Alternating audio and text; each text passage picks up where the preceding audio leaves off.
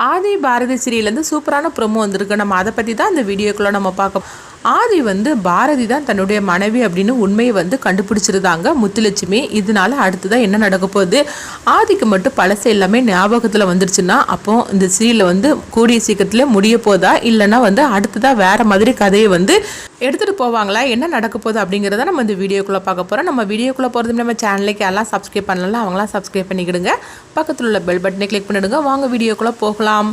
ஆதி அவங்க பார்த்தோம்னா அவங்க மயக்கமான ஒரு தூக்கத்தில் தான் இருந்துகிட்ருக்குறாங்க. அப்போ முத்துலட்சுமி அவங்க சொல்லிட்டு இருக்கிறாங்க, ஆதியோட கேஸில் ஏதோ ஒரு மர்மம் மறைஞ்சிருக்கு அப்படின்னு சொல்லிட்டு இருக்கவும், அடுத்ததாக பார்த்தோம்னா அவங்க மித்ராவை அழைச்சிட்டு வராங்க. அப்போ ஆதி முழிச்சிருந்தாங்க. முழிச்சதுமே மித்ரா அவங்க கையை தொட்டுறதுக்காக போகும்போது ஆதி கையை தட்டு விட்டுருந்தாங்க.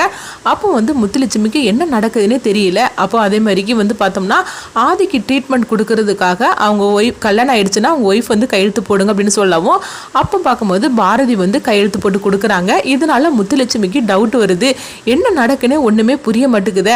மித்ராவை தான் கல்யாணம் பண்ணிக்க போறதா அங்க எல்லாருமே பேசிட்டு இருக்கிறாங்க. அப்படி இருக்கும்போது மித்ரா ஆதி கையை பிடிக்கிறதுக்காக வரும்போது ஆதி நீ யாரு, எதுக்காக என் கையை பிடிக்கிற, நீ யாருன்னு எனக்கு தெரியாது அப்படின்னு சொல்லிக்கிட்டு மித்ராவை வெளியே போய் சொல்லிட்டாரு. இன்னொரு பக்கம் பார்த்தோம்னா ஆதி தான் தன்னுடைய கணவர் அப்படின்னு சொல்லிக்கிட்டு பாரதி கையெழுத்து போட்டு கொடுக்குறாங்க. ஆனா பாரதி ஆதியை பார்க்கறதுக்காக உள்ள வரவே இல்லை. மித்ரா தான் வந்திருக்கிறாங்க. ஆக மொத்தத்தில் இங்க என்ன நடக்குன்னு ஒண்ணுமே புரிய மாட்டேங்குது அப்படின்னு சொல்லிட்டு அவங்க நினைக்கவும், ஆதிக்கு என்ன நடந்துச்சுன்னு உண்மை நம்மளுக்கு தெரிஞ்சா மட்டும்தான் ஆதிக்கு சரியான ட்ரீட்மெண்ட் நம்மளால கொடுக்க முடியும் அப்படின்னு நினைக்கிறாங்க. சரி, நம்ம பாரதி கிட்டேயும் மித்ரா கிட்டேயுமே நம்ம கூப்பிட்டு நம்ம கேட்கலாமா அப்படின்னு சொல்லி நினைக்கும் போது அது சரியா வராது அப்படின்னு சொல்லிட்டு முத்துலட்சுமி நினைக்கவும், நம்ம ஆதி கிட்டேயே நம்ம கேட்க ஆரம்பிச்சிடலாம் அப்படின்னு சொல்லிட்டு பார்த்தோம்னா ஆதியை அழைச்சிட்டு போறாங்க. அழைச்சிட்டு போயிட்டு அவங்கள தூக்க நிலைமைக்கு கொண்டுட்டு போயிட்டு அவங்க கடந்த கால வாழ்க்கையை அவங்க கண்டுபிடிக்க ஆரம்பிச்சிருந்தாங்க. அப்ப கடந்த கால வாழ்க்கையை ஆதி கொஞ்சம் கொஞ்சமா சொல்ல வரவும் தன்னுடைய மனைவி பாரதி அப்படின்னு சொல்றாங்க. இது கிட்டதுமே முத்துலட்சுமி அதிர்ச்சி அடைகிறாங்க.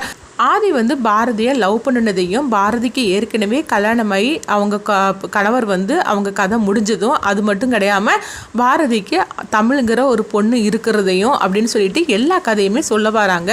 அதுக்கு பிறகு நான் பாரதியை லவ் பண்ணினேன் அப்படின்னு சொல்லிட்டு கல்யாணம் எப்படி நடந்துச்சுது, எந்த சூழ்நிலையில் நடந்துச்சு அப்படின்னு எல்லா கதையுமே சொல்ல வராங்க. அப்போ பாரதியால் தான் என்னுடைய அம்மாவோட கதை முடிஞ்சு போச்சுது, அப்படின்னால தான் நான் பாரதியை வெறுக்க ஆரம்பித்தேன். அதனால பாரதியோட இருந்த எல்லா நாட்களுமே எனக்கு வேண்டாம், அதை மறக்கணும்னு சொல்லிக்கிட்டு நான் முடிவு எடுத்தேன் அப்படின்னு எல்லா உண்மையும் ஆதி சொல்லியிருந்தாங்க. இதுக்கப்புறம் மித்ராவோட இருந்த கதையை அவங்க சொல்லவும் இது எல்லாம் கேட்டதுக்கு அப்புறமா தான் முத்துலட்சுமிக்கு உண்மை தெரிய வருது.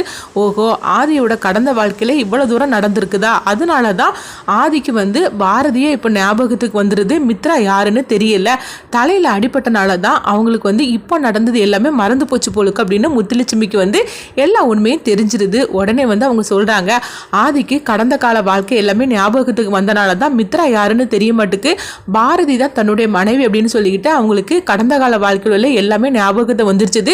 இதுக்கு மேலேயும் மித்ராவா அவங்களுக்கு யாருன்னு தெரியாது அப்படிங்கிறாங்க. இது கிட்டதுமே அவங்க கூட உள்ளவங்க கேட்குறாங்க, இப்போ என்ன மேடம் பண்றதுக்கு அப்படிங்கும் போது, ஆமா பழைய நினைவுகள் எல்லாமே வந்துருச்சுது, ஒண்ணுமல்ல பாரதி கூட தான் சேர்ந்து வாழணும், அது மட்டும் இல்லாம பாரதியை ஏற்கனவே ஆதி கல்யாணம் பண்ணி இருக்கிறாரு, அப்படி இருக்கும்போது பாரதியோட தானே சேர்ந்து வாழணும், ஆனா பாரதி கிட்ட எல்லா உண்மையும் தெரியும்ல, அப்புறமா எதுக்காக பாரதி ஆதி கிட்ட எல்லா உண்மையும் சொல்லாம மறைச்சாங்கன்னு தான் எனக்கு தெரியல அப்படின்னு சொல்லிட்டு பாரதியை அவங்க கூப்பிட்டு விடவும், அப்ப பாரதிய நர்ஸ் கூப்பிடுறாங்க. உடனே பாரதியும் வராங்க. சொல்லுங்க மேடம் அப்படிங்கும் போது, இங்க பாருங்க ஆதிக்கு நீங்க யாருங்கிற உண்மை எனக்கு எல்லாமே தெரிஞ்சு போச்சு அப்படிங்கிறாங்க.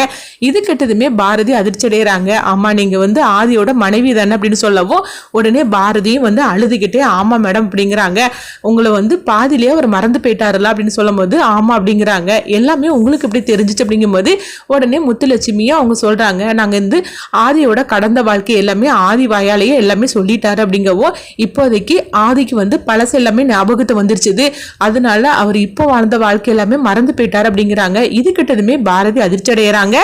இன்னொரு பக்கம் சந்தோஷமும் பட ஆரம்பிச்சிருந்தாங்க. அப்போ முத்துலட்சுமி சொல்கிறாங்க, இப்போ ஆதி கண் முழிச்சிட்டாக்கி அவர் எந்த சூழ்நிலை எப்படி இருக்காருன்னு எங்களுக்கு முடிவாக சொல்ல முடியாது, ஏன்னா அவர் ஒன்றும் சரியாக குணமடையலை, அதனால அவர் பூரணமாக குணமடைஞ்சதுக்கு பிறகு தான் தெரிய வரும் பழசெல்லாம் ஞாபகத்தில் வச்சுருக்காரா இல்லைன்னா இது தற்சமயத்தில் ஞாபகத்துக்கு மறந்து போயிருந்தாருன்னு சொல்லிட்டு எங்களால் முடிவாக சொல்ல முடியாது, அவர் இன்னும் நல்லபடியாக கண் முழிச்சாதான் அவருக்கு பழசெல்லாம் ஞாபகத்தில் வந்துச்சுன்னா இப்போ மித்ராவா அவர் கல்யாணம் கல்யாணம் பண்ணிக்கிறதுக்காக போனார்ல அது எல்லாமே மறந்துடுவார் அப்படின்னு சொல்லவும் இது கெட்டதுமே பாரதிக்கு என்ன முடிவெடுக்குன்னே தெரியல. ஏன்னா அவளுடைய அம்மாவோட நிலைமைக்கு நான் தான் காரணம்னு சொல்லி தப்பாக நினச்சனால தான் அவர் என்னை விட்டு பிரிஞ்சு போகவே தயாரானார். அது மட்டும் இல்லாமல் என்னுடைய இருந்த நாட்களையும் வந்து அவர் மறக்கிறதுக்காக இது எல்லாமே பண்ணிக்கிட்டார் அப்படின்னு சொல்லவும் இது கேட்டதுமே முத்துலட்சுமி வந்து சொல்கிறாங்க, நீங்கள் வந்து உங்களுடைய சூழ்நிலையை நீங்கள் சொல்லிட்டீங்க, ஆனால் அதுக்காக அவருக்கு பழசெல்லாம் ஞாபகத்தில் வந்துச்சுன்னா கண்டிப்பாக உங்களை பார்த்தாலுமே அவர் கோவப்படவை தான் செய்வார். ஆனால் நீங்கள் தான் உண்மையான நிலவரத்தை வந்து அவருக்கு புரிய வைக்கணும் அப்படின்னு சொல்லவும்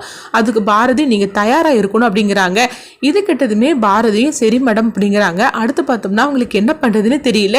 ஆதி இப்போ பழசெல்லாம் ஞாபகத்தில் வந்துருச்சுன்னா அவர் கண்டிப்பாக என்கிட்ட பேசுவாரா மாட்டார்னு எனக்கு தெரியல. ஏன்னா அவங்க அம்மாவோட நிலைமைக்கு நான் தான் காரணம்னு சொல்லிட்டு தப்பாக நினச்சிட்டு இருக்கிறாரு. அதனால அதை நான் எப்படி நான் அவர்கிட்ட சொல்லி புரிய வைப்பேன்னு எனக்கு தெரியல அப்படின்னு பாரதி நினச்சிட்டு இருக்கிறாங்க.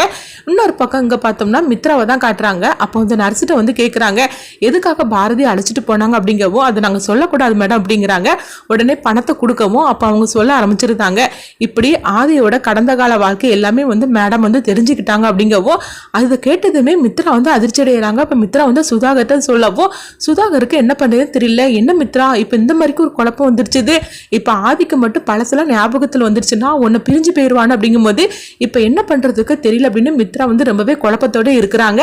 இப்போ என்ன பண்ணுறதுக்கு அப்படின்னு சொல்லிட்டு நினைக்கிறாங்க. இங்கே பார்த்தோம்னா பாரதி தான் வராங்க. பாரதி கிட்ட அவங்க அம்மா பாட்டி லதா இவங்க 3 பேருமே கேட்குறாங்க, எதுக்காக ஒன்று அழைச்சிட்டு போனாங்க, என்ன ஆச்சு, ஆதி இப்போ எப்படி இருக்காரு அப்படின்னு சொல்லி கேட்கவும் அப்போ வந்து பாரதி வந்து அவங்க சொன்ன எல்லாத்தையுமே வந்து சொல்கிறாங்க. இது கேட்டதுமே பாரதியோட பாட்டி அம்மா லதா இவங்க 3 பேருமே ரொம்பவே சந்தோஷப்பட ஆரம்பிச்சிருந்தாங்க. எப்படியோ ஆதித்யாவில் நீங்கள் 2 பேரும் ஒன்று சேர போகிறீங்க அப்படின்னு ஜோசியர் சொன்னது எல்லாமே உண்மையாக போகுது. நீங்கள் 2 பேரும் ஒன்று சேர போகிறீங்க. அது மட்டும் இல்லாமல் ஆதிக்கு கண்முழிச்சாய்க்கு அவன் வந்து இப்போ எல்லாத்தையுமே மறந்துடுவார். உன் கூட இருந்த நாட்கள் தான் அவருக்கு ஞாபகத்துக்கு வரப்போகுது. ஆக மொத்தத்தில் நீங்கள் 2 பேரும் ஒன்று சேர போகிறீங்க அப்படிங்கவும் இது கேட்டதுமே பாரதி வந்து ரொம்பவே கோவப்பட ஆரம்பிச்சிருந்தாங்க. என்ன நினச்சிட்டு இருக்கிறீங்க, அவர் கண் முழிச்சிட்டு அவருக்கு பழசெல்லாம் ஞாபகத்துக்கு வந்துச்சுன்னா என் கூட சேர்ந்து வாழ மாட்டார், என்னை வந்து பிரியறதுக்கு தான் அவர் நினைப்பார் என் மேலே இருக்கிற கோபத்தில் அப்படிங்கிறாங்க. இதனால நான் என்ன பண்ண போகிறேன்னே தெரியல அப்படின்னு சொல்லிக்கிட்டு அவங்க ரொம்பவே பதட்டத்தோடு தான் இருந்துட்டு இருக்கிறாங்க. இங்கே பார்த்தோம்னா ஆதிக்கு வந்து முத்துலட்சுமி ட்ரீட்மெண்ட்லாம் கொடுத்துட்டு இருக்கிறாங்க. அப்போ ஆதி வந்து அவங்க ஃபுல்லாகவே கண் திறக்கிற மாதிரி தான் இருக்கிறாங்க. இதனால ஆதி வந்து கண் முழிச்சதுக்கு அப்புறமா அவங்க என்ன மாதிரிக்கு ஒரு மனநிலைமையில வரப்போறாங்க, பழசெல்லாம் ஞாபகத்துக்கு வந்துருமா இல்லைன்னா அவங்களுக்கு வந்து ஞாபகத்துக்கு வராம கூட போகலாம், அடுத்தது என்ன மாதிரிக்கு நடக்க போகுது, அப்படி பழசெல்லாம் ஞாபகத்துக்கு வந்துட்டு பாரதி மேல எந்த தப்பும் இல்லைன்னு சொல்லிக்கிட்டு அவங்க வந்து நினைச்சிட்டாங்கன்னா பாரதியோட ஒன்று சேர்ந்து அவங்க வந்து வாழ்றதுக்காக போயிடுவாங்க. அடுத்து பார்த்தோம்னா மித்ரா வந்து கண்டிப்பா ஒரு தப்பான முடிவு தான் எடுப்பாங்க. ஒன்று அவங்க கதையை அவங்க முடிச்சுக்கிறதுக்கு நிறைய வாய்ப்பு இருக்கு.